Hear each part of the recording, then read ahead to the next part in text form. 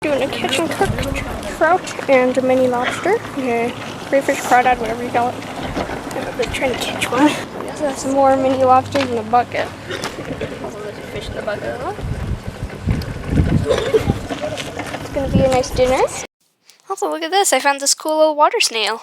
It's just in the water, as water snails do. Oh, look, it's moving. The water snail's moving. Ah.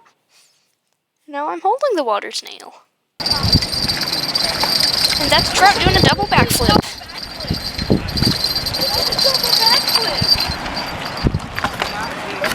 Double backflip! What? Fish!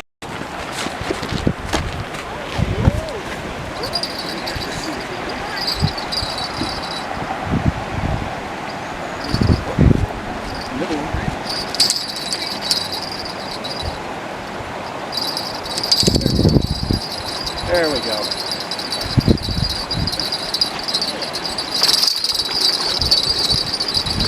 Get this one out of the water away.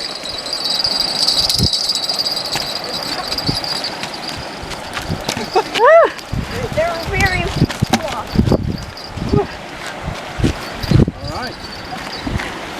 Decent sized one. Butterflies in the mountains over here are so friendly. I was able to get one on his hand. I just put my camera right up to it. It's so friendly. This is nice. It's a very nice butterfly. You can see the individual fluffs on the butterfly's back. Yeah, that's nice. Like a fuzzy butterfly. Yeah. Cool pattern. Just I chilling put my there. hand in front of it and walked onto it. The butterfly's here or something. We're back from the trip and look at all the fish we caught. There's even a bit of a sucker fish in the back because apparently you catch those now. I don't think those are even supposed to be in the pond. I don't know how sucker fish got there. Just one day they appeared, I guess. Yeah, it's supposed to be an only trout pond, and then we're just catching sucker fish occasionally. Yeah, and we can actually legally keep all this fish since we have a pretty big family. It's a lot of fish and all this trout. It's going to be a dinner. And some for later that we're going to store in the freezer. And now I'm going to show you how to cook the fish. So first, pick one you want to eat. I'm just going to go with this little one because fish is pretty filling, so I don't need one that's very big. Then, since I didn't plan this out very well, I'm going to awkwardly grab some aluminum foil. You want it to be able to wrap around the fish and then a little bit extra to seal the edges, as the steam is actually going to help it cook.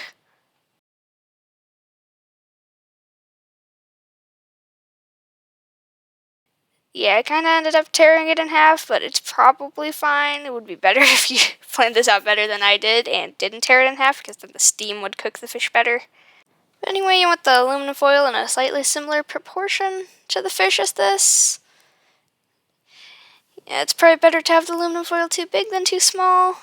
So yeah, you just want to be able to cover the fish with foil. You just want to be able to trap that steam. So tearing in half kind of defeats the purpose, so I probably should have torn the aluminum foil more carefully, but whatever. So you just want to stuff it with butter, just about the right amount that fits inside the inside of the fish where the guts used to be. Oh yeah, also you need to take the guts out. I forgot to mention that part earlier.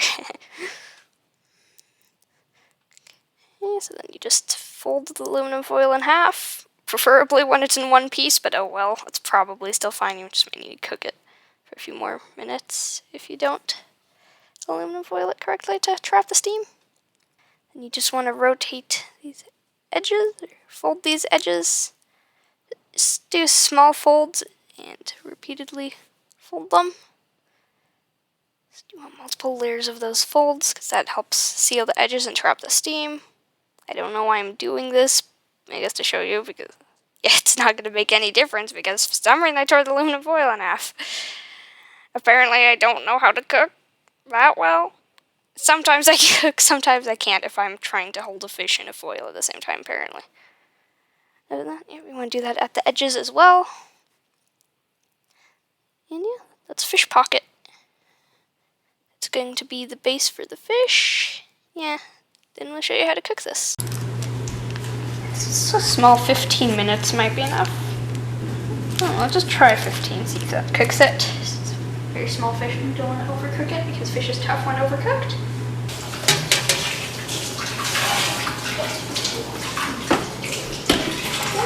Current 325 for 15 minutes. See if that's enough to cook the fish.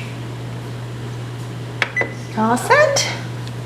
Got to record it earlier, but for the crayfish, you just boil water and you just check them in when it's boiling. Yeah, so that way you don't put the fish in pretty hot water, but not hot enough to unalive them. So they don't have to suffer as long. Adding a few more minutes to the fish timer, just because it was slightly chewy. Yeah, it's probably fine though. It should probably also cook better if your aluminum foil is properly sealed. So I'm just gonna make the sauce. See if I can remember the recipe for the cream sauce we made the first time we made this recipe.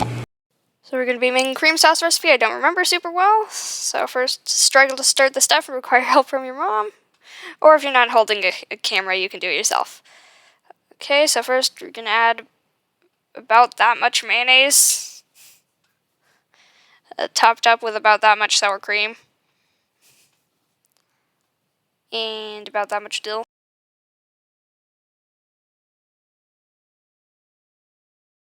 Getting some basil, I guess, because why not? Struggling to tear it with one hand because, and having to give the camera to my mom. It's very hard to do stuff while recording, apparently. And then mix that together with 2 spoons for some reason. It's a professional stirring method. Exactly 0% of actual professional stir like that, maybe. I don't actually know anything about professional cookers. Add some mustard, because I think that was one of the ingredients. Maybe.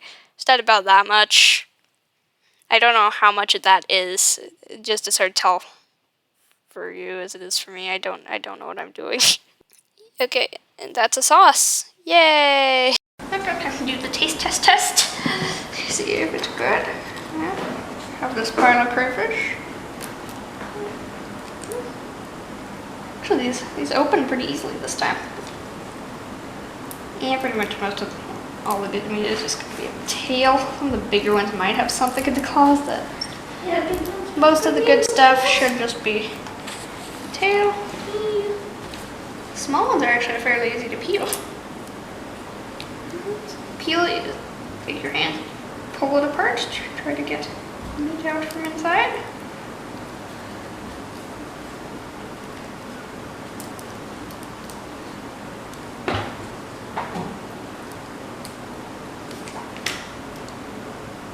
Yeah, so you kind of pull it apart along the back here. Yeah, this looks like a turd or an intestine, whatever this is, I don't really know. Yeah, I don't really eat the turds. It may or may not be safe to eat, I don't really know. I'm pretty sure it's poisonous. Why are you making me random commentary? I did not invite you to commentary on my video. Yep. Yeah, I'm just gonna actually have some bit of melted butter. This is from what my brother was eating earlier. This is actually solid, like it's been in the fridge. I'm just gonna use this up. I don't care if there's a tiny molecule of turd intestine. Just stop interrupting my videos. Okay. I'm just gonna dip it in the cream sauce since this butter is frozen solid, apparently. That's what happens when you leave it out for an hour. Also, instead of the sketchy recipe for cream sauce I don't remember, you can also just make raspberry salsa. It's 50% raspberry jam and 50% salsa. It might be better with melted butter. Okay, I can go get some butter. How's that? We're still doing testing for you. I'm just gonna open this fish. I don't mind the chunk missing out of the side of it. That was from when I was doing the seeing if it was cooked enough earlier. It was chewy. It was slightly chewy. I don't know if that's okay or not. Fish. Technically the skin's edible, if I remember correctly, but yeah, I don't like the texture. Just put that on the side.